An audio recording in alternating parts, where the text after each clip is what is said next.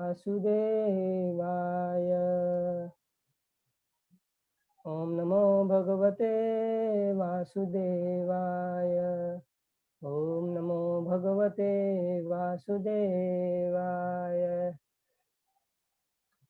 नारायणं नमस्कृत्यं नरं चैव नरोत्तमं देवीं सरस्वतीं व्यासं ततो जयमुदीरयेत्। नष्टप्रायेषु भद्रेषु नित्यं भागवत सेवया भगवती उत्तम श्लोके भक्तिर्भवति नष्टिके।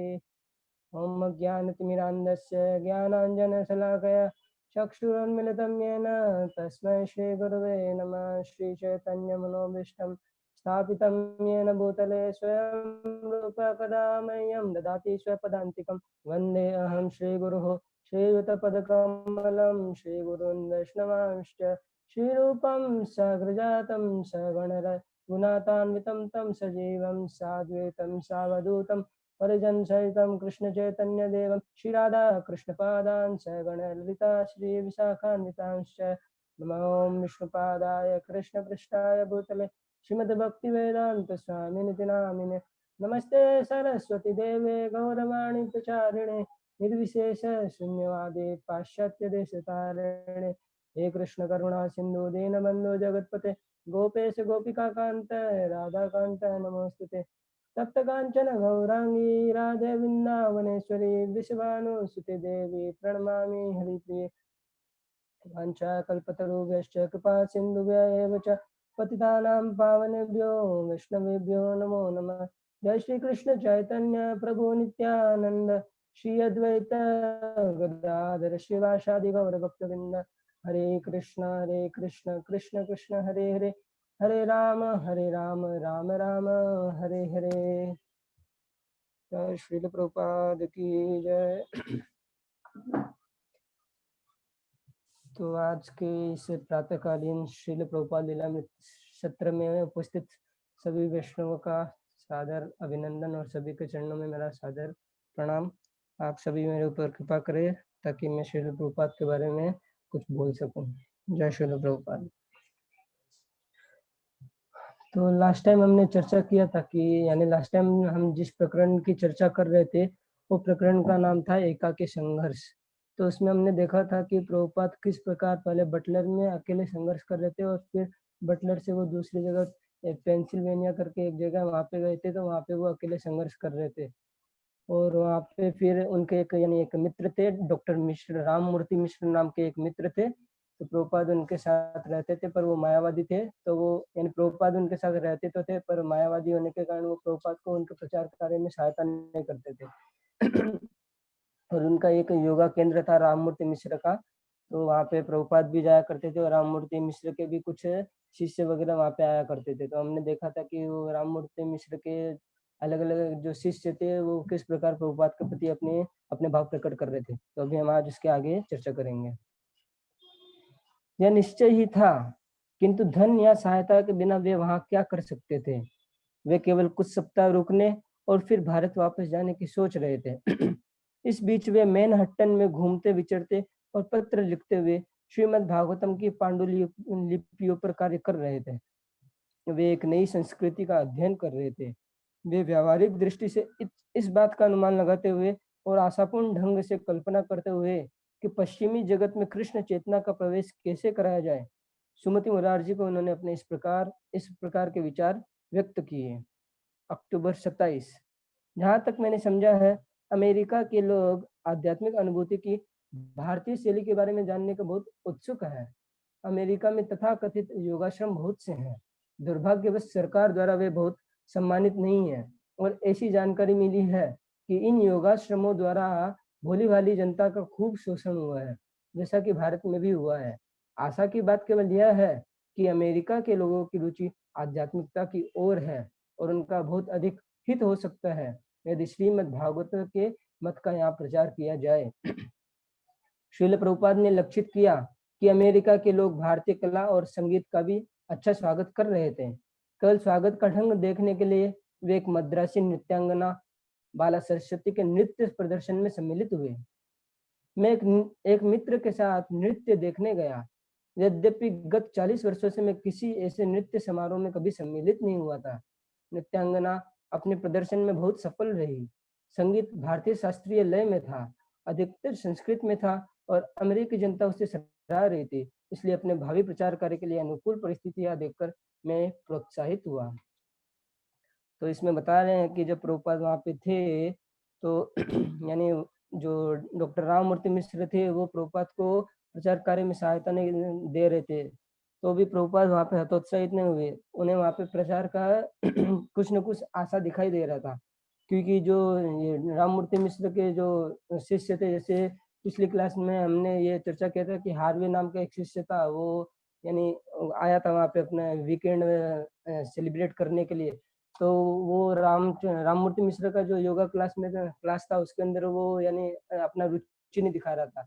तो प्रभुपाद को लगा कि हाँ, अगर इसका रुचि योगा में नहीं है, तो ये जो असली योगा है, भगवान कृष्ण से जुड़ना, उसमें इसका रुचि अवश्य रहेगा। तो वैसे प्रभुपाद को वहाँ पे कुछ प्रचार का ये एक आशा की किरण दिखाई दे रही थी। तो अभी हमने जो पढ़ा, उसमें हम देखते हैं कि प्रभुपाद सुमति मुरारजी को पत्र लिख के अपने विचार प्रस्तुत करते हैं। प्रभुपाद यानी हम इससे समझ सकते हैं कि जैसे प्रभुपाद पहले भारत में थे, तो भारत से विदेश जाने के लिए उनके पास कुछ भी सुविधा नहीं थी, तो उसके लिए वो सुमति मुरारजी के पास गए थे।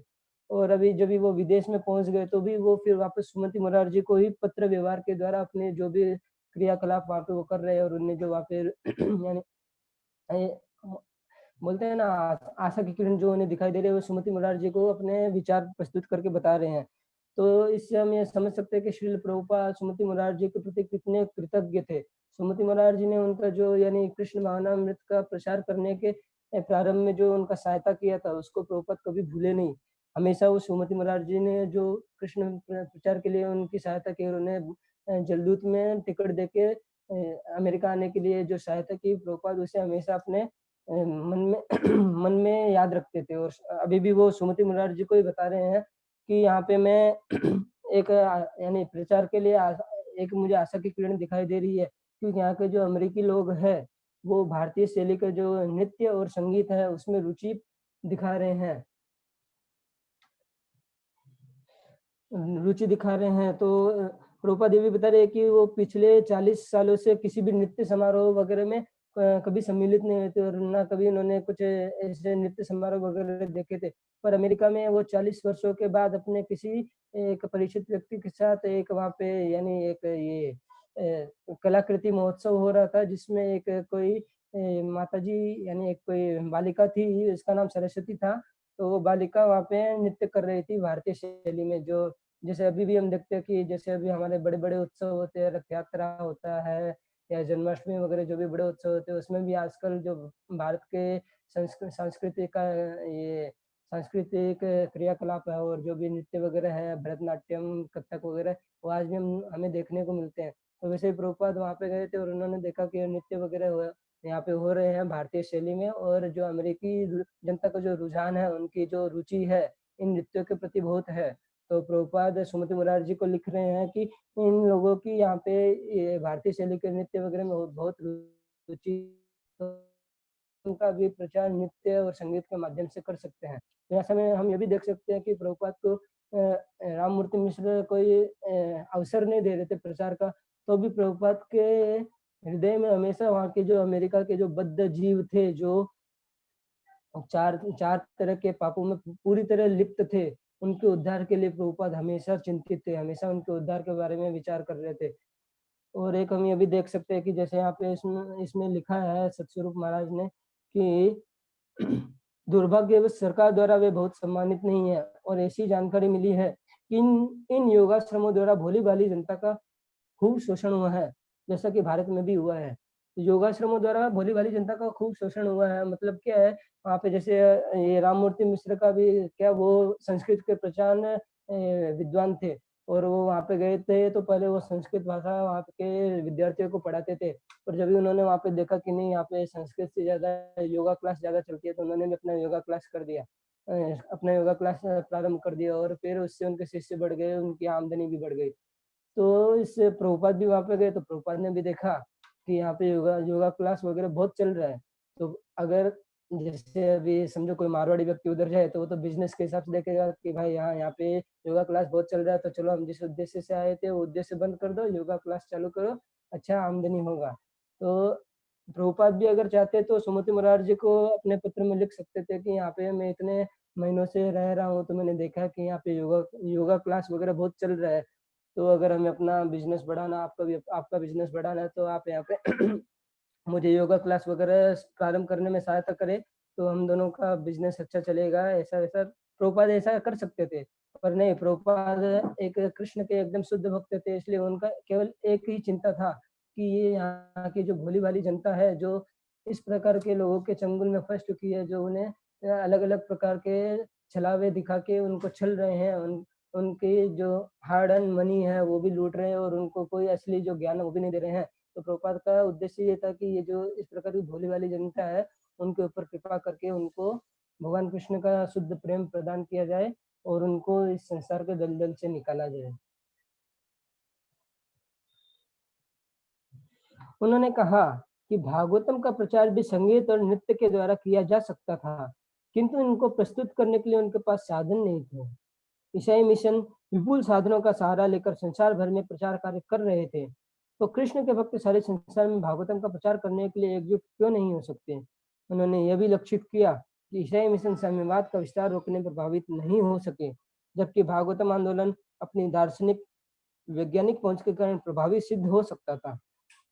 वे जानबूझकर भक्ति प्रवण संपन्न सुमति मुरारजी के मन में प्रेरणा का बीज बो रहे थे। तो इसमें लिखा है कि वो सुमति मुरारजी के मन में प्रेरणा का बीज बो रहे थे, यानी प्रभुपाद जानते थे कि सुमति मुरारजी जो है वो एक धार्मिक प्रवृत्ति की महिला है, तो वो धर्म के प्रचार करने में कभी भी यानी प्रभुपाद को ना नहीं बोली, और प्रभुपाद की हमेशा सहायता करेगी। स्टार्टिंग में भी उन्होंने प्रभुपाद की सहायता की, और अब भी प्रभुपाद को एक पूरी ये उम्मीद थी, पूरा विश्वास था कि अगर मैं सुमति मुरारजी को मुझे यहाँ पे आशा दिखा रही है उसके विषय में उनको अवगत कराऊंगा, तो सुमति मुरारजी निश्चय ही मेरी सहायता करेगी, और भगवान कृष्ण उनके ऊपर कृपा करके उनको भी एक प्रेरणा देंगे, जिससे मैं अपने गुरु महाराज का जो मेरे गुरु महाराज का जो आदेश है पाश्चात्य जगत में कृष्ण भक्ति का प्रचार करना, चैतन्य महाप्रभु के आदेशों का प्रचार करना, वो मैं पूर्ण कर सकूं। प्रभुपाद ने अपने गुरु भाई तीर्थ महाराज को, जो गौड़िया मठ के अध्यक्ष बन चुके थे, यह स्मरण कराने के लिए पत्र लिखा कि उनके गुरु श्रील भक्ति सिद्धांत सरस्वती की प्रबल इच्छा थी कि पाश्चात्य देशों में प्रचार केंद्र खोले जाए। श्रील भक्ति सिद्धांत ने इंग्लैंड और अन्य यूरोपीय देशों में सन्यासी भेजकर कई बार इसके लिए प्रयास भी किए थे, किंतु प्रभुपाद ने लिखा कि इसके कोई ठोस परिणाम नहीं निकले। तो जैसे कि चैतन्य महाप्रभु ने भविष्यवाणी की थी कि ये संसार में यानी पृथ्वी के ऊपर जितने भी नगर आदि, छोटे से छोटे नगर से लेकर बड़े से बड़े जो शहर वगैरह है, सब जगह है मेरे नाम का प्रचार होगा। तो जब प्रभुपाद गौड़िया मठ में थे भारत के अंदर ही, तो वहाँ पे यानी एक बार प्रभुपाद गौड़िया मठ के मंदिर के अंदर थे, तो वहाँ पे कुछ सन्यासी लोग थे, वो आपस में चर्चा कर रहे थे कि चैतन्य महाप्रभु ने ये भविष्यवाणी तो कर दी कि पृथ्वी में जितने भी नगर आदि ग्राम और जो भी है छोटे बड़े कस्बे वगैरह जो भी, वहाँ पे मेरे नाम का प्रचार होगा, पर ये संभव कैसे होगा। यानी वो लोग एक निराशा के हिसाब से वो ये बातचीत कर रहे थे। तो प्रभुपाद वहाँ पे गए और उन्होंने बोला कि महाप्रभु ने जो बोला है कि पृथ्वी की जो भी नगर, छोटे से बड़े जो भी नगर कस्बे हैं, पूरे विश्व में मेरे नाम का प्रचार होगा, वो नाम का प्रचार अवश्य होगा, पर तुम्हारे जैसे लोगों से कभी नहीं होगा, क्योंकि तुम्हें भगवान के जो वाणी है, जो भगवान कृष्ण के जो साक्षात अवतार चैतन्य महाप्रभु है, उन्होंने जो वाणी कही उसके ऊपर ही तुम संदेह प्रकट कर रहे हो, तो तुम्हारे जैसे लोगों से तो ये कार्य कभी नहीं होगा, पर ये अवश्य होगा, ये तुम फ्यूचर में देख सकते हो। और फ्यूचर में भी हम सब देख रहे हैं कि प्रभुपाद ने खुद ने ही वो महाप्रभु की जो वाणी थी वो सार्थक सिद्ध की। मैं इस देश में उसी उद्देश्य को ध्यान में रखकर आया हूँ, और जहाँ तक मैं देख सकता हूँ यहाँ अमेरिका में चैतन्य महाप्रभु के मत के प्रचार के लिए बहुत अच्छा क्षेत्र है।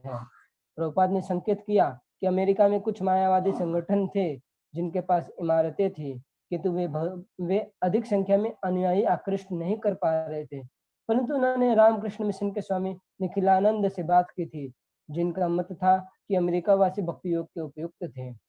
मैं यहाँ हूँ और कार्य के लिए अच्छा क्षेत्र देख रहा हूँ, किंतु मैं अकेला हूँ, बिना धन और सहायकों के। यहाँ अपना केंद्र खोलने के लिए हमारे पास अपनी इमारतें होना ज़रूरी है।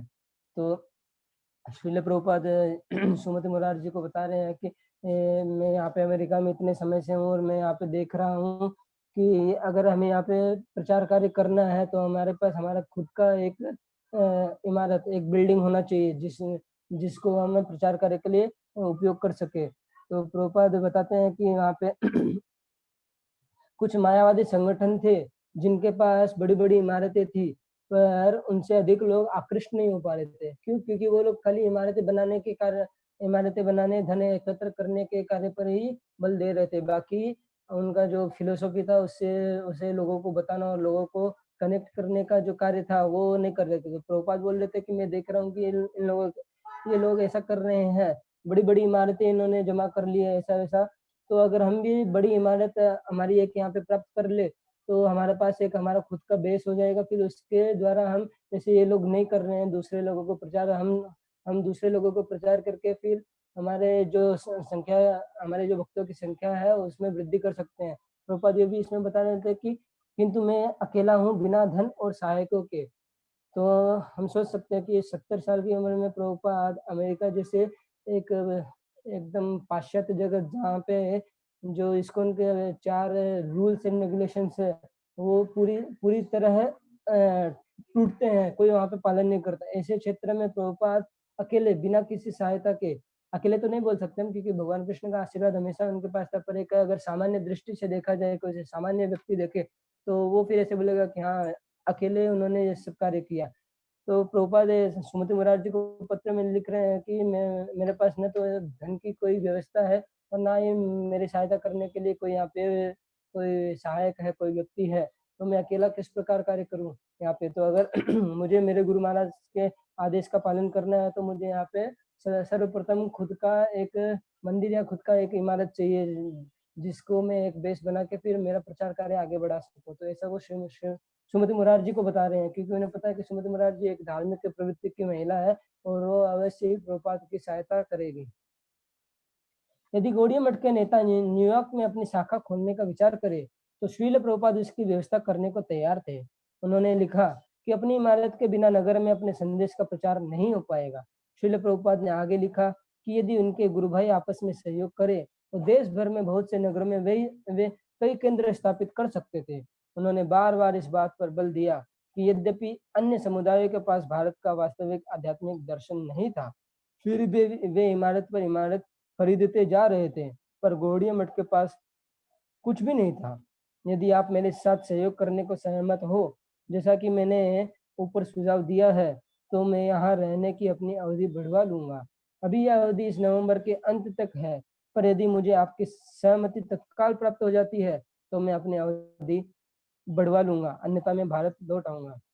तो प्रभुपाद सुमति मुरार जी को इसमें बता रहे हैं कि अभी मेरा जो वीज़ा है वो नवंबर यानी अभी अक्टूबर में प्रभुपाद ने ये सुमति मुरार जी को पत्र लिखा है और उसके नेक्स्ट जो मंथ है नवंबर उसमें प्रभुपाद का वीज़ा वगैरह जो था वो समाप्त होने वाला था। तो प्रभुपाद ने बोला कि अगर आप मेरे किसी प्रकार की सहायता कर सके या गौड़िया मठ के जो अभी वर्तमान जो गुरु वगैरह है जो वो अगर मेरी सहायता करे और यहाँ पे मेरी सहायता करके मुझे कुछ भूमि वगैरह लेने में, कोई इमारत वगैरह लेने में मेरी सहायता करे, तो मेरा जो वीज़ा का अवधि है वो आगे बढ़ा सकता हूँ और मेरा प्रचार करे फिर आगे उसी प्रकार यानी उसका विस्तार कर सकता हूँ। अगर आप मेरी कुछ सहायता करें तो आप बताइए, नहीं तो फिर मुझे नवंबर के अंत में फिर वापस भारत लौटना पड़ेगा।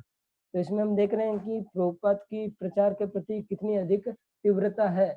वो किसी किसी भी प्रकार से यानी उन वो खुद बता रहे हैं पत्र व्यवहार के द्वारा कि उन्हें सुमति महाराज जी से एक ये आशा है कि वो उनकी सहायता करेगी और उनके जो गुरु भाई है गौड़िया मठ वाले उनसे भी उनको एक प्रकार की आशा है कि अगर वो लोग ये देखें तो वो भी शायद भक्ति सिद्धांत सरस्वती महाराज का जो उन्होंने आदेश दिया था कि पाश्चात्य जगत में ये चैतन्य महाप्रभु के आदेशों का विस्तार करो, तो शायद हो सकता है कि गुरु महाराज उनको भी वापस प्रेरणा दे और वो मेरी सहायता करें यहाँ पे अमेरिका में कुछ भूमि वगैरह लेने में और यहाँ पे प्रचार कार्य करने में। तो हम देख सकते हैं कि प्रभुपाद उनके पास कोई भी साधन ना होते हुए भी वो हमेशा भक्ति के प्रचार कार्य के प्रति एक सकारात्मक सोच रखते थे। ऐसा नहीं कि कुछ साधन नहीं है तो उनके मन के भीतर नकारात्मकता आ गई और वो एकदम हतोत्साहित हो गए, नहीं। भले ही उनके पास कोई साधन नहीं है, पर उनके पास जो असली साधन है, और बोलते हैं ना कि जो असली उत्साह है, वो असली उत्साह क्या है? केवल और केवल उनके गुरु महाराज का जो उनको दिया हुआ आदेश है कि तुम एक पढ़े लिखे सुशिक्षित युवक हो और तुम चैतन्य महाप्रभु के जो आदेश है उसका पालन पाश्चात्य जगत में अंग्रेजी भाषा के माध्यम से क्यों नहीं करते? तो ये उनके गुरु महाराज का जो आदेश है, बस प्रभुपाद के प्रेरणा देने वाला ये एक ही ऐसा ये वाक्य है जो प्रभुपाद को कभी हतोत्साहित नहीं होने देता था, और वो हमेशा इसी को अपने मन में धारण करके रखते थे। जैसे हम गुरु पूजा में नियमित रूप से गाते हैं कि गुरु मुख पद्म वाक्य चित्ते ते करिया ऐक्य आर ना करिया मने आशा। तो प्रभुपाद खुद ये जो यानी जो लाइन है गुरु पूजा के, प्रभुपाद खुद उसका एक जीता जागता उदाहरण है जो प्रभुपाद ने उसको फुलफिल किया। हमेशा वो अपने गुरु महाराज का जो आदेश था पाश्चात्य जगत में चैतन्य महाप्रभु के संदेशों का प्रचार करने का, उसे हमेशा अपने हृदय में रखते थे, और इसके अलावा उनकी कोई कामना नहीं थी कि मैं धन संग्रह करूं या मेरे अनुयायी बनाऊं। बस उनका एक ही ये लक्ष्य था कि किसी न किसी प्रकार मेरे गुरु महाराज ने जो मुझे अपनी प्रथम भेंट में मुझे जो आदेश दिया, उस आदेश का मैं पालन करूं और मेरे गुरु महाराज को आदेशों का पालन करके उनकी कृपा का पात्र बन सकूं। तो प्रभुपाद का भाव यही था। तो हमें इससे सीख लेना चाहिए कि प्रभुपाद खुद अपने व्यक्तिगत जीवन से सिखा रहे हैं कि हमें गुरु के प्रति कितनी कितनी शरणागत होना चाहिए। आजकल हम देखते हैं कि भक्त लोग खाली जब तक दीक्षा नहीं मिलती है, तब तक यानी भले वो शिक्षा गुरु या दीक्षा गुरु उनके आगे पीछे चक्कर लगाते रहते हैं, पर एक बार दीक्षा मिल जाती है उसके बाद में वो भक्त कहाँ पे गायब होते हैं पता नहीं चलता है। जैसे वो बोलते हैं ना, चातक पक्षी केवल वर्षा का ही जल पीता है, वैसे वो फिर एक सीजनल डिवोटी जैसे बन जाते हैं। कोई बड़े प्रोग्राम वगैरह रहेंगे उसमें आएंगे, बाकी जो पूरा साल भर रहेगा उसमें कभी भी वो प्रोग्राम में नहीं दिखते। तो भक्तों को ऐसा नहीं होना चाहिए। इवन हम देखते हैं कि गुरु महाराज भी जो भी आज के वर्तमान के जो गुरु आचार्य है, जैसे गोपाल कृष्ण महाराज, जयप्रताका महाराज, लोकनाथ स्वामी महाराज, राधानाथ महाराज, कोई भी ऐसा नहीं बोलते कि तुम लोग दीक्षा लेके घर पे बैठ जाओ। सब ये बोलते हैं कि दीक्षा लेके तुम प्रचार कार्य में सहायता करो। दीक्षा तुम्हें क्यों दी जा रही है? क्योंकि तुम प्रचार कार्य में सहायता करो। तुम श्रील प्रभुपाद का अब एक सेनानी बन गए, उनकी सेना के एक सैनिक बन गए हो, तो अभी तुम्हें और अधिक अपना समय कृष्ण प्रचार हेतु देना है। पर हम तो देखते हैं कि दीक्षा के बाद भक्त लोग घर पे बैठ जाते हैं, प्रभु जी वगैरह का भी फोन आता है तो फोन नहीं उठाते हैं या इग्नोर करते हैं। ऐसा तो ऐसा नहीं होना चाहिए। प्रभुपाद को अपने जीवन से और अपने आचरण से सिखा रहे हैं कि उनके गुरु महाराज ने उनको जो प्रथम भेंट में जो आदेश दिया था, अभी उनके गुरु महाराज यानी शारीरिक रूप से वहाँ पे प्रकट नहीं है, उनका यानी देहांतरण हो चुका था, पर तो भी वो बोलते हैं ना कि गुरु के वपू से ज्यादा आवश्यक है गुरु की वाणी का संग। तो प्रभुपाद हमेशा गुरु की वाणी का संग करते थे, और वो गुरु की वाणी एक ऐसी थी जिसके बल पर वो इतना हम जो देख रहे हैं आज इस्कॉन जो एक विश्वव्यापी संस्था बन चुकी है, तो प्रभुपाद ने खाली अपने गुरु की वाणी के ऊपर आश्रित होकर ही ये इतनी बड़ी संस्था का निर्माण किया है। नवंबर 9, 6 अपराह्न। प्रभुपाद 5वीं मंजिल पर डॉक्टर मिश्र की योगशाला के अपने कमरे में अकेले बैठे थे कि बत्तियां सहसा बुझ गई। न्यूयॉर्क नगर में 1965 के ब्लैकआउट का यह उनका पहला अनुभव था। भारत में बिजली का सहसा चले जाना सामान्य बात थी, अतः प्रभुपाद को वही स्थिति अमेरिका में मिलने पर आश्चर्य तो हुआ, पर वे अक्षुब्ध बने रहे। वे अपनी माला पर हरे कृष्ण मंत्र का जप करने लगे। इस बीच उनके कमरे के बाहर न्यूयॉर्क की संपूर्ण महानगरी अंधकार में डूब गई थी। विशाल पैमाने पर बिजली की विफलता से सारी नगरी सहसा अंधकार में डूब गई थी।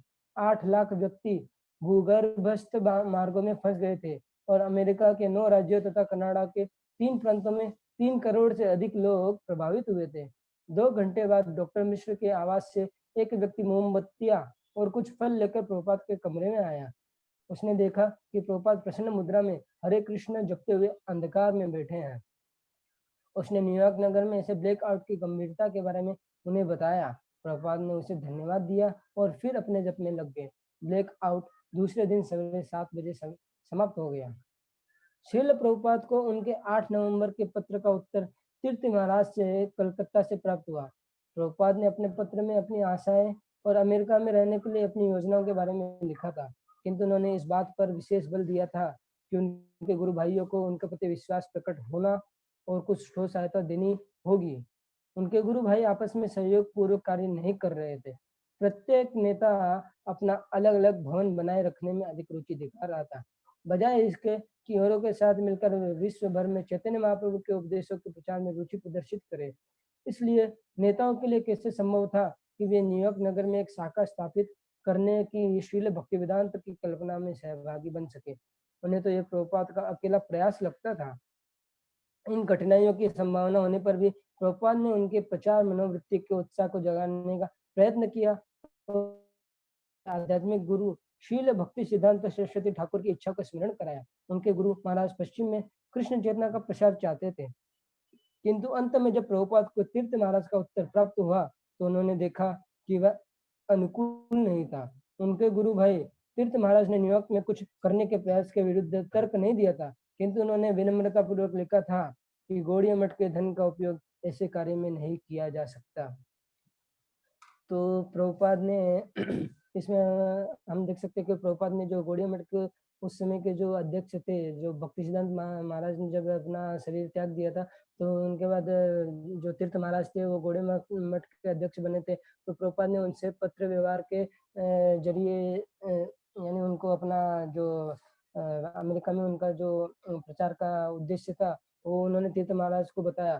तो उनको आशा थी कि तीर्थ महाराज यानी जैसे प्रभुपाद और ये तीर्थ महाराज जो थे दोनों भक्ति सिद्धांत सरस्वती महाराज के शिष्य थे, तो दोनों गुरु भाई थे। तो उनको आशा थी कि ये मेरे गुरु भाई है और मैं इनके ही गुरु का जो इनके गुरु ने मुझे जो आदेश दिया उसका ही प्रचार करने में लगा हूँ, तो अवश्य ही ये मेरी सहायता करेंगे। तो प्रभुपाद को यह एक आशा थी, पर जब भी उन्होंने पत्र व्यवहार के जरिए तीर्थ महाराज को इस बात से अवगत कराया, तो तीर्थ महाराज ने यानी कोई इसके विपरीत कोई तर्क वगैरह तो नहीं दिया, पर उन्होंने एक विनम्रता पूर्वक प्रभुपाद को बोल दिया कि गौड़िया मठ का जो धन है वो इस कार्य में हम नहीं लगा सकते। यानी उन लोगों का जो इसमें लिखा है कि इसमें लिखा है कि उन्हें तो ये प्रभुपाद का अकेला प्रयास लगता था। यानी वो लोग जो थे गौड़िया मठ वाले उस समय, उन्हें ऐसा लगता था कि ये तो खाली भक्ति वेदांत स्वामी स्वामी का ही अकेले का एक ये कार्य है, हम लोग इसमें सहायता क्यों करें? यानी वो बोलते हैं ना एकजुटता नहीं थी उनमें, अलग-अलग मानते थे कि नहीं ये भक्ति से वेदांत स्वामी कर रहे हैं तो ये खाली उनका अकेले का कार्य है, अगर इसमें कुछ भी होगा, लाभ-हानि जो भी होगा वो उनका अकेले का है, हमें इससे क्या लाभ होएगा?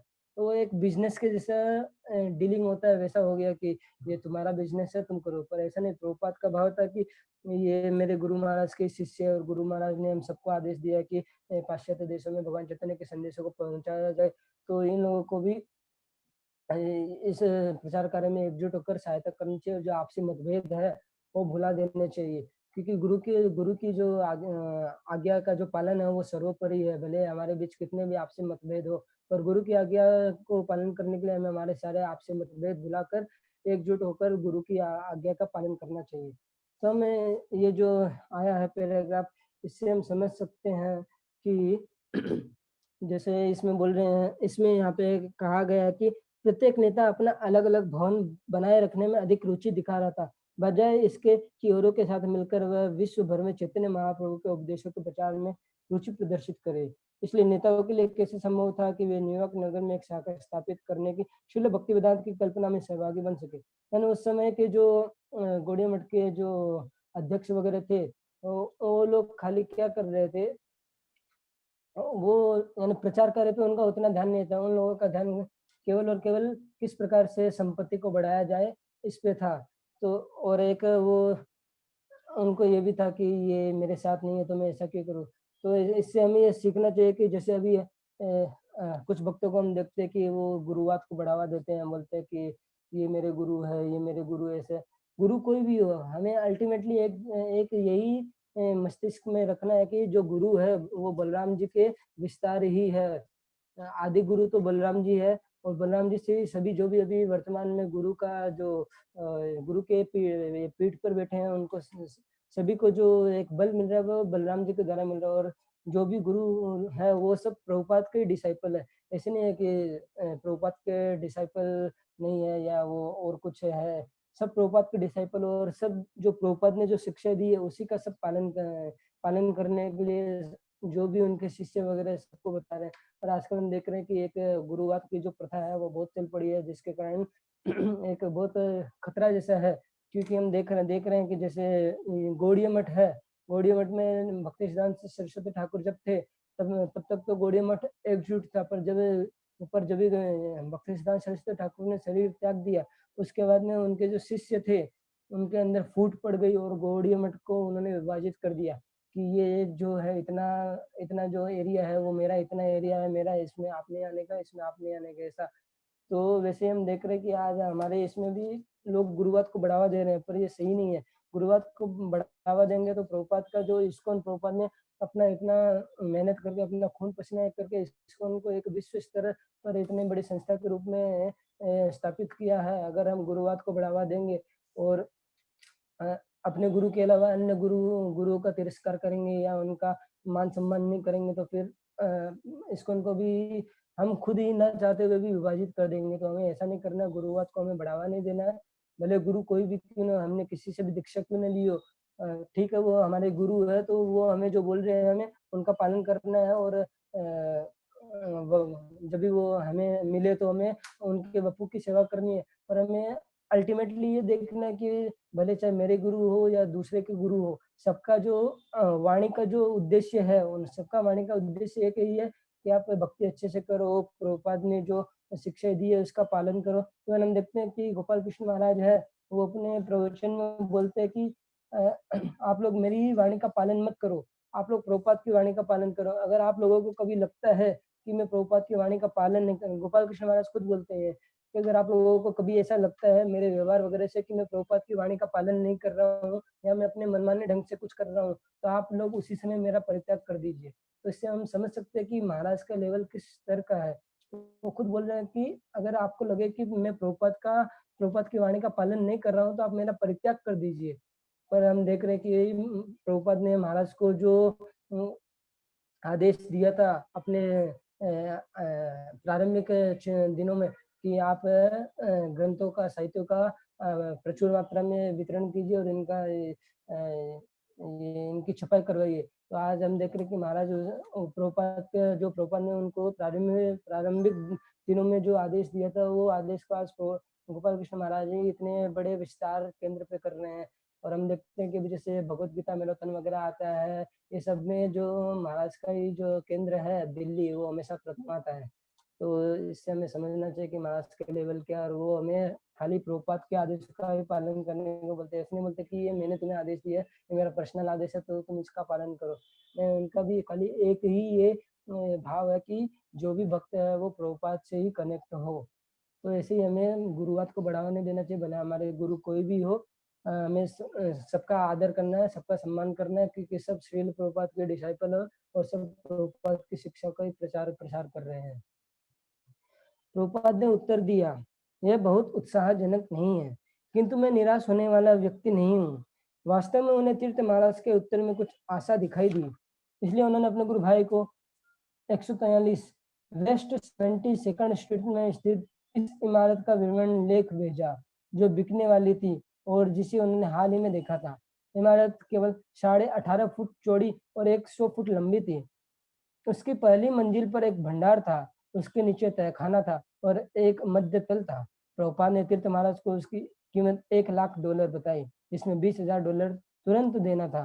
उन्होंने यह भी लिखा कि इस इमारत का क्षेत्रफल उनके कलकत्ता के शोध संस्थान से दुगना था। प्रभुपाद का विचार था कि इमारत के तहखाने को रसोई घर और भोजन कक्ष बनाया जाएगा। पहली मंजिल व्याख्यान कक्ष होगा, मध्य तल आवास के लिए होगा, जिसमें कुछ जगह भगवान कृष्ण के अर्चा विग्रह के लिए अलग रखी जाएगी। उपयुक्त था कि प्रभुपाद ने अपना वर्णन एक ऐसे व्यक्ति के रूप में किया था जो निराश नहीं होता। उन्हें इस बात का विश्वास था कि यदि एक केंद्र स्थापित हो जाए जहां लोग एक विशुद्ध भक्त का प्रवचन सुनने को आ सके, तो अमेरिका में भारत की सच्ची भगवत भावना भावित संस्कृति का शुभारंभ हो सकता है। फिर भी चूंकि उन्होंने अपनी योजनाओं को मैनहट्टन में एक महंगी इमारत की प्राप्ति पर निर्भर कर रखा था, इसलिए उनका लक्ष्य अप्राप्य लगता था। फिर भी वे भारत में प्रमुख भक्तों के निरंतर लेख लिख रहे थे, यद्यपि इन भक्तों को उनकी योजनाओं में कोई रुचि नहीं थी।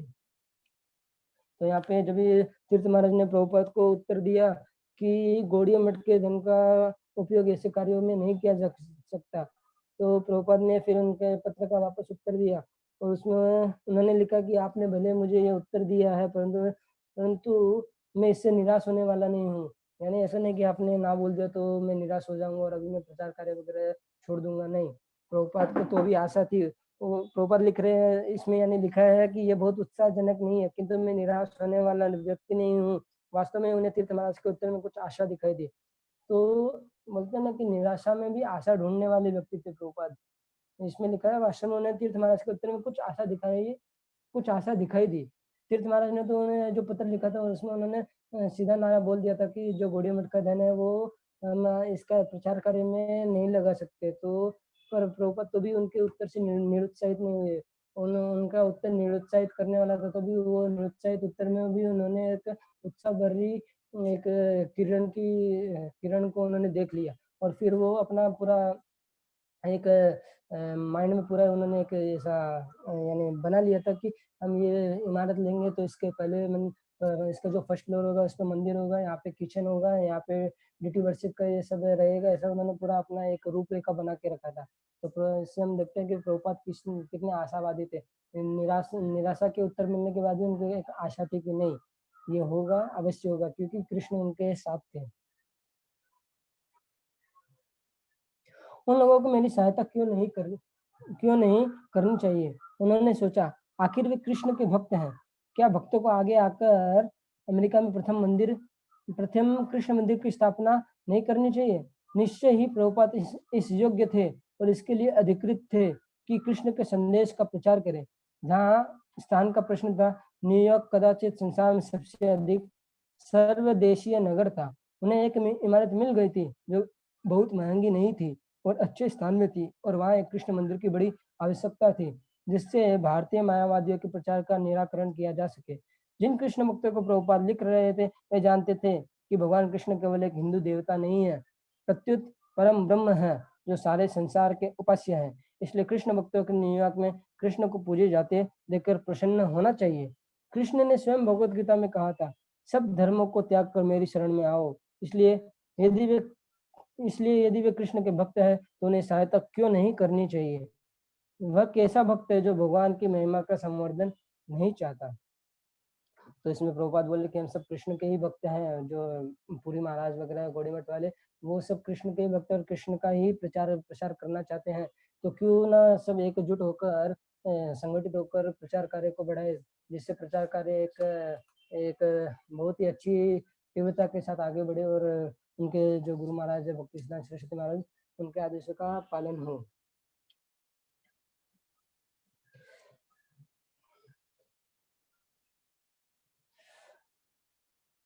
किंतु श्रील प्रभुपाद ने प्रारंभ में ही इस बात का निर्णय नहीं लिया था कि कृष्ण के संदेश के प्रचार में कौन सहायक होगा और कौन नहीं होगा। वे कृष्ण के प्रति पूर्णतया समर्पित थे और उन पर ही पूर्णतया आश्रित थे और अपने आध्यात्मिक गुरु के आदेशानुसार वे बिना किसी भेदभाव के हर एक के पास सहायता के लिए जाते थे। एक सुमति मुरारजी थी जिन्होंने भागवतम के प्रकाशन में उनकी सहायता की थी और उन्हें अमेरिका भिजवाया था। हाल ही में उनको लिखे गए एक पत्र में प्रभुपाद ने संकेत मात्र दिया था, मैं आपको केवल एक विचार दे रहा हूँ और यदि आप गंभीरता पूर्वक इस मामले पर मनन करेंगी और अपने प्रिय भगवान बाल कृष्ण से परामर्श करेंगी तो निश्चय इस विषय में आपको और अधिक प्रकाश मिलेगा। इस बात के लिए गुंजाइश है और निश्चय इस बात की आवश्यकता भी है कि हर भारतीय विशेषकर कृष्ण के भक्त इस मामले को हाथ में ले। किंतु उन्हें कोई उत्तर नहीं मिला था। बटलर छोड़ने के बाद उन्हें सुमति मुरारजी से कोई समाचार नहीं मिला था, यद्यपि उनके कहे शब्द प्रभुपाद के लिए भविष्यवाणी सिद्ध हुए थे और वे उनके मन में बैठ गए थे। मुझे लगता है कि आपको वहाँ तब तक रुकना चाहिए जब तक कि आप बीमारी से अच्छे न हो जाए और आपको अपना मिशन पूरा करने के बाद ही वापस आना चाहिए। तो इसमें बता रहे हैं कि जैसे प्रभुपाद आए थे अमेरिका में प्रथम, तो जब भी वो बटलर में थे तो बटलर में उन्होंने सुमति मुरारजी को उस समय एक पत्र लिखा था और उसमें उन्होंने बोला था कि यहाँ पे यानी मुझे प्रचार का कुछ उतना प्रचार स्कोप नहीं दिख रहा है और मेरा यहाँ पे स्वास्थ्य भी ठीक नहीं है, तो मैं भारत वापस आना चाहता हूँ। तो उस समय सुमति महाराज जी ने प्रभुपाद के पत्र का उत्तर लिखा था और उसमें उन्होंने लिखा था कि मुझे लगता है कि आपको वहाँ पे अमेरिका में तब तक रुकना चाहिए जब तक आपका स्वास्थ्य पूर्ण रूप से ठीक ना हो जाए और जब तक आप अपने जिस प्रचार कार्य के उद्देश्य के लिए गए वो उद्देश्य पूर्ण ना हो जाए तब तक आपको वहाँ पे रुकना चाहिए। तो इसमें लिखा है कि सुमति महाराज जी के सुमति महाराज जी ने उनको जो प्रभुपाद को जो शब्द कहे थे वो भविष्यवाणी सिद्ध हो गए। यानी सुमति महाराज जी ने प्रभुपाद को कहा था कि आपको वहाँ पे तब तक रुकना है जब तक आप अपना जो प्रचार का जो एक उद्देश्य लेकर निकले हैं अपने गुरु महाराज का आदेश का पालन करने के लिए, वो उद्देश्य पूर्ण न कर ले। और हम देख सकते हैं कि आगे प्रभुपाद वहाँ पे रुके भी और उन्होंने जो ये एक उद्देश्य था उनका प्रचार कार्य करने का वो पूर्ण किया। अब सुमति महाराज जी को कुछ महान कार्य करना चाहिए, उन्होंने उन्हें स्पष्ट शब्दों में लिखा। इसलिए मेरा विचार है कि इस उद्देश्य से न्यूयॉर्क में बालकृष्ण का एक मंदिर तुरंत स्थापित करना चाहिए और भगवान बालकृष्ण की एक भक्त होने के नाते आपको ये महान और श्रेष्ठ कार्य संपन्न करना चाहिए। अब तक न्यूयॉर्क में हिंदुओं का कोई उपासना योग्य मंदिर नहीं है। यद्यपि भारत में अमेरिकी मिशनरियों के कितने ही चर्च और संस्थान हैं, इसलिए मैं आपसे प्रार्थना करूंगा कि आप ये श्रेष्ठ कार्य करें और संसार के इतिहास में इसका उल्लेख होगा कि अमेरिका में पहला हिंदू मंदिर एक पवित्र हिंदू महिला श्रीमती सुमति मुरारजी ने स्थापित किया, जो न केवल भारत की एक महान समृद्ध व्यवसायी व्यक्ति है, वरन एक धर्मनिष्ठ और भगवान कृष्ण की परम भक्त हिंदू महिला भी है। यह कार्य आपके लिए है और साथ ही साथ गौरवपूर्ण भी है। उन्होंने सुमति मुरारजी को विश्वास दिलाया कि उनकी अभिलाषा अमेरिका में किसी भवन या मंदिर का स्वामी बनने की नहीं थी, किंतु प्रचार के लिए एक भवन का होना अत्यावश्यक था।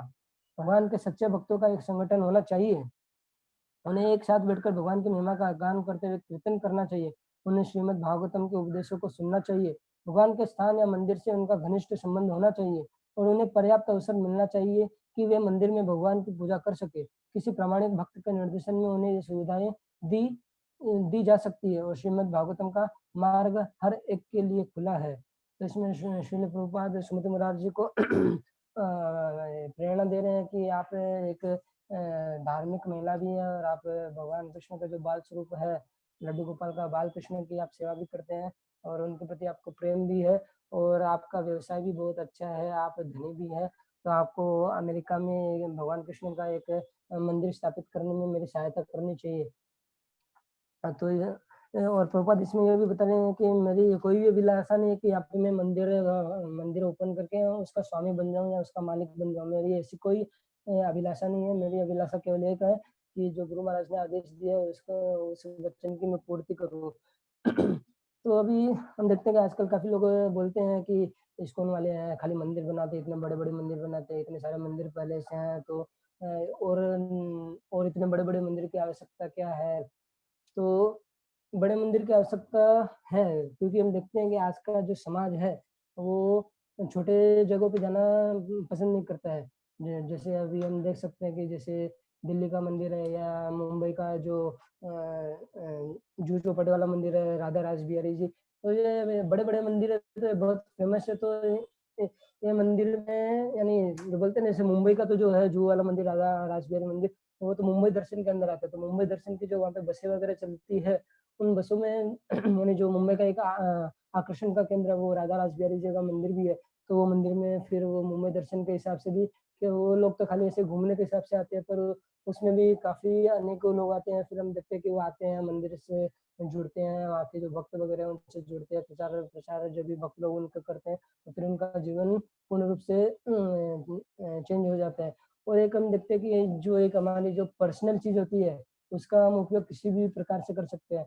जैसे अगर हमारे पास हमारा खुद का मंदिर होगा तो फिर हम मंदिर का उपयोग हमारे यानी हमारा फिर हम एक अपना खुद का वो एक रूपरेखा बना सकते हैं कि ये हमारा खुद का मंदिर है, तो अभी हमें इसको किस प्रकार यूटिलाइज करना है और किस प्रकार हम हमारे प्रचार कार्य की रूपरेखा बना के उसे आगे बढ़ा सकते हैं, क्रियान्वित कर सकते हैं और अनेक भक्तों को जोड़ सकते हैं। अभी हमने इस क्षेत्र में प्रचार कर लिया, अभी ये क्षेत्र बाकी है, तो अभी ये क्षेत्र पे किन भक्तों को भेजना है, ऐसा।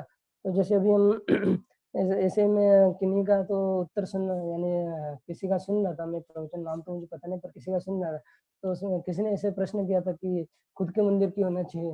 तो उसमें जो थे प्रवचन देने वाले उन्होंने उत्तर दिया कि अभी आप शादी करते हो या आपके बच्चे हैं, तो खुद के बच्चे हैं तो आपको आपकी पत्नी या बच्चों से प्रेम अधिक होता है। ऐसा तो है नहीं कि अभी दूसरों के बच्चे रहेंगे उनसे आपको अधिक प्रेम होगा, जो आपके खुद के बच्चे हैं उनसे आपको अधिक प्रेम होगा। तो वैसे अगर खुद का मंदिर रहेगा तो हमें उससे प्रेम भी अधिक होगा और फिर हमारी उसके प्रति एक बोलते हैं ना वो समर्पण भाव भी बढ़ेगा कि हाँ, ये हमारा खुद का मंदिर है तो हमें इसको सँभालना है, इसकी देख-रेख करनी है ऐसे। तो मंदिरों की भी आवश्यकता इसीलिए है। और प्रभुपाद इसमें सुमति मुरार जी को एक प्रेरणा दे रहे हैं कि आप सहायता कीजिए क्योंकि यहाँ पे जो गौड़ी मठ वाले हैं वो भी ना बोल रहे हैं और मुझे मेरे गुरु महाराज का आदेश का पालन कर रहा है। तो आपने स्टार्टिंग में भी मेरी सहायता की थी और अभी भी मुझे पूरी उम्मीद है कि आप मेरी सहायता करेंगे। और इस कार्य को करने की आपकी स्वीकृति मात्र से हर चीज़ सुचारू रूप से संपन्न हो जाएगी। हमारा तो लगभग 3 मंजिली है, भूमितल, तहखाना और 2 ऊपरी मंजिलें। साथ ही गैस, गर्मी आदि सभी के लिए उपयुक्त व्यवस्थाएँ हैं। भूमितल का उपयोग बालकृष्ण का प्रसाद तैयार करने के लिए किया जा सकता है, क्योंकि प्रचार का केंद्र केवल शुष्क तर्क-वितर्क के लिए न होकर वास्तविक लाभ के लिए होगा, अर्थात सुस्वादु प्रसाद के लिए। मैं परीक्षा करके देख चुका हूँ कि यहाँ के लोग मेरे द्वारा तैयार किए गए शाकाहारी प्रसाद किस तरह पसंद करते हैं। वे मांस खाना भूल जाएँगे और शाकाहारी प्रसाद का व्यय वहन करने लगेंगे। अमेरिका के लोग भारतीयों की तरह गरीब नहीं हैं और यदि उन्हें कोई चीज़ पसंद आ जाती है तो अपनी मनपसंद चीज़ पर वे कुछ भी व्यय कर सकते हैं। इस समय उनका शोषण केवल शब्दों के मायाजाल और शारीरिक जिम्नास्टिक्स से हो रहा है और इन पर भी वे धन खर्च कर रहे हैं। किंतु जब उन्हें वास्तविक वस्तु की प्राप्ति होगी और बालकृष्ण का अति सुस्वादु प्रसाद ग्रहण करके उन्हें आनंद की अनुभूति होगी, तो मैं निश्चय पूर्वक कह सकता हूँ कि अमेरिका में एक अनुपम वस्तु का प्रवेश होगा। अब प्रभुपाद की योजना के अनुसार अमेरिका में उनके लिए केवल 1 सप्ताह शेष रह गया था। अमेरिका में मेरे रहने की अवधि 17 नवंबर 1965 को पूरी हो जाएगी, किंतु मैं आपकी भविष्यवाणी में विश्वास कर रहा हूँ। आपको वहाँ तब तक रहना चाहिए जब तक अपनी बीमारी से अच्छी तरह मुक्त न हो जाए और अपना मिशन पूरा करके ही आपको वापस आना चाहिए। तो इसमें श्रील प्रभुपाद हम देख रहे हैं कि हर एक पैराग्राफ में प्रभुपाद श्रीमती मोरारजी से एक ही प्रार्थना कर रहे हैं कि आप भगवान कृष्ण का मंदिर स्थापना के लिए मेरी सहायता कीजिए, जिससे मैं यहाँ के लोगों को प्रचार प्रचार कार्य करके उनका उद्धार कर सकूँ। और प्रभुपाद इसमें ये भी बोल रहे हैं कि मैंने देखा है कि यहाँ पे मैं जब इन लोगों को शाकाहारी भोजन है, जो वेज वेज खाना है, वेज महाप्रसाद है, भगवान कृष्ण को भोग लगा के देता हूँ, तो वो इसको पसंद कर रहे हैं। तो अगर उनको इसका एक स्वाद मिल गया और प्रभुपाद ये भी लिख रहे हैं कि मैंने ये भी देखा कि हम लोग भी आजकल देखते हैं कि अमेरिका के लोग ऐसे हैं कि उनको जिस चीज़ में रुचि प्रकट हो जाती है, उसके पीछे वो फिर सोचते नहीं कि इसके पीछे मैं खर्चा करूँ या ना करूँ, वो फिर दिल खोल के उसके लिए खर्चा करते हैं। तो इसमें प्रभुपाद ने बोला कि अगर उनको ये एक बार इस चीज़ का टेस्ट मिल गया और उनको पसंद आ गया, तो अगर एक बार हमारा ये कार्य प्रारंभ हो गया, उसके बाद धन की कोई कमी नहीं होगी। फिर अगर इन लोगों को टेस्ट लग गया, तो वो खुद ही सामने से धन ला के देंगे और फिर हमारा प्रचार करें उस प्रकार बढ़ता रहेगा। तो इसमें प्रभुपाद फिर लास्ट में श्रीमती मुरार जी को लिख रहा है, तो मैं आशा करता हूँ कि आपने जो भविष्यवाणी की थी, जब मेरा स्वास्थ्य ठीक नहीं था कि आप वहाँ पे तब तक रहिए जब तक आपका स्वास्थ्य ठीक ना हो जाए और आपका स्वास्थ्य ठीक होने के बाद जब तक आपका मिशन पूरा ना हो जाए, तब तक आप वहाँ पे रहिए, ये मेरी इच्छा है। तो प्रभुपाद सुमति मुरार जी को बोल रहे हैं कि तो मैं आशा करता हूँ कि आपने जो भविष्यवाणी की थी, उसको मैं पूरा करूँ और इसके लिए आपने मेरी सहायता कीजिए। हरे कृष्णा। किसी किन्हीं भक्तों का कोई टीका-टिप्पणी या अगर मैंने कोई भूल वगैरह की है, कोई सुधार करना चाहते हैं तो बताइए और अगर अगर किसी का